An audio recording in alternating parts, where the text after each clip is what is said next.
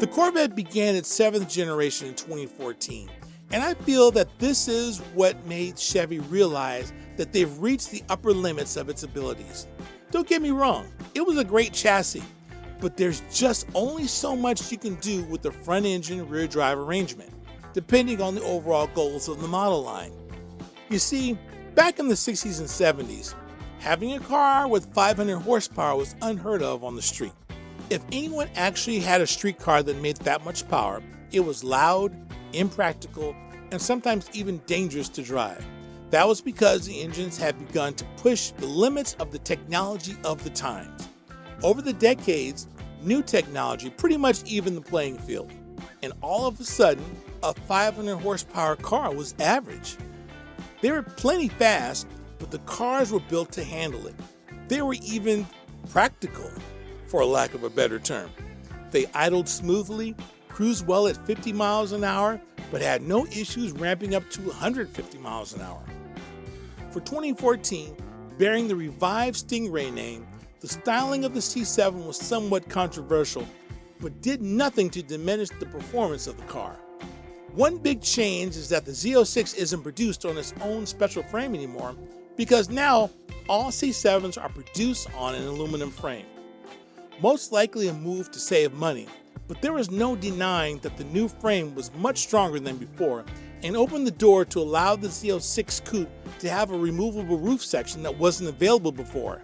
Also, potential Z06 buyers will have the choice of either a coupe or convertible, all thanks to the aforementioned new aluminum frame. The power plant of choice was the all-new LT1. At 6.2 liters, it developed 455 horsepower and 460 pound-feet of torque. The frame and suspension layout and construction was pretty much consistent with the C6 and performed well. The Z06 was introduced in 2015 with lots of hype. The party was under the hood once again as the engineers at Chevy ramped things up with the introduction of the LT4, a 6.2-liter supercharged and intercooled V8 based off the current LT1 engine.